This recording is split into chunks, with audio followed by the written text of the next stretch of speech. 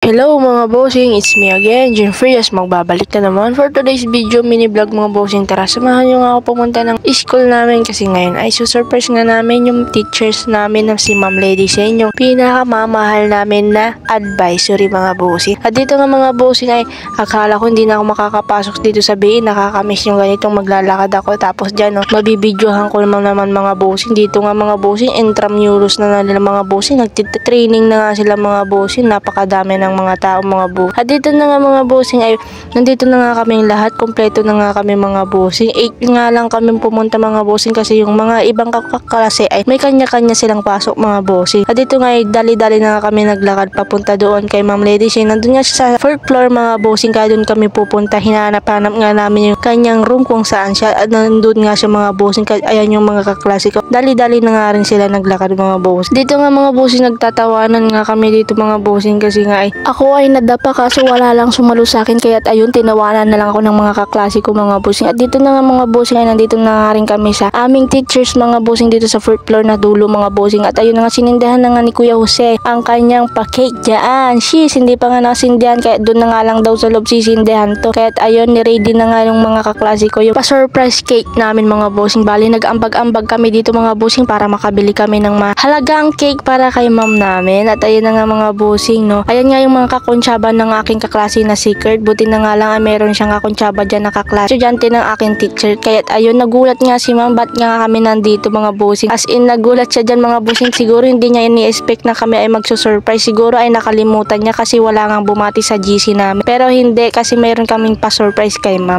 At dito na nga mga bossing ko ay sinindihan na nga yung cake candle ng aking teacher para naman ay ma-blow niya na at makapag-wish na siya. At ayun na nga mga bossing, wag niyong kakalimutan yung pinakamamahal yung advisory kapag kayo ay graduate na, kasi sila ang pinakaunang-unang nag-guide sa atin at pinakaunang-una lagi nandiyan sa tabi nyo kung ano man ang problema nyo sa subjects nyo.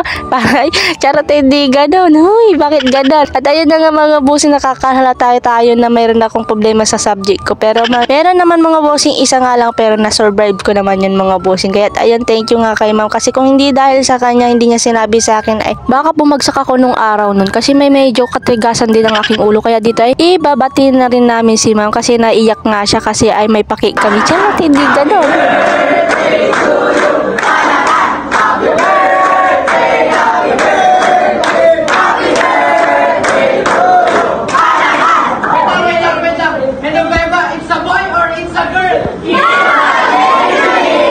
At ayun na nga mga bossing, katapos nga namin i-surprise si ma'am nung morning. At ngayon naman ng hapon ay pagkatapos ng uwian ni ma'am ay kami naman ay naimbita ng mga kaklase ko na pumunta sa kanyang bahay mga bossing. Napa-stop pa nga kami dito mga bossing kasi sobrang lakas ng ulan. Kahit ayun, sinugod na lang namin mga bossing kisa naman ma-stuck kami doon, tas maubusan na kami ng lumpiang Shanghai. Charot, hindi ganun. Huy! Pero okay lang yun mga bossing na nagpaulan kami kasi ngayon ay parang bless si ma'am. Grabe naman yung bless ni ma'am kay Lord. Tindigan nga dito ng mga bossing. Napakaganda nga dito kay ma'am at napakaaliwalas mga bossing. Napakatahimik, malayo sa stress at sa marites. Pero tindigan nga dito mga bossing ay nagdasal na rin kami kanina, tapos kumain na nga rin kami dito mga bossing. At dyan nga tinatakpan ko nga yung Shanghai ko kasi kukunin ni James mga bossing. At ayun na nga mga bossing, tinakpan ko, hindi niya nakuha. Kaya't ayun mga bossing, kala niya maiisahan niya ako. Kaya tumawa na nga lang kami dyan mga bossing. At katapos nga namin kumain mga bossing dito ay nagkikwentuhan nga lang kami dito mga bossing. At mamaya-maya mga bossing ay uuwi na rin kami. At dito na nga mga bossing ay napakaganda. Tumigil na nga rin yung ulan mga bossing. At nung buti na nga lang nung umuwi kami ay wala na yung ulan mga bossing. At dito nga nagpaalam na nga kami sa teachers namin mga bossing. At sabi nga ni teachers ay magpicture muna kami. Kaya ayun, pumasok muna kami saglit tapos uuwi na rin kami mga bossing. At dito nga katapos nga namin nagpictures mga bossing ay pauwi na nga rin kami dito mga bossing. Anong oras na nga rin di kami dito nakauwi mga bossing, mga alas 6 na mga bossing. Kaya ayun, gogora na nga kami mga bossing for that. Gora na ang mga bossing ko. So yun, hanggang dito ko na rin tatapusin tong video to mga bossing. Don't forget to follow Jeffrey. Bye bye!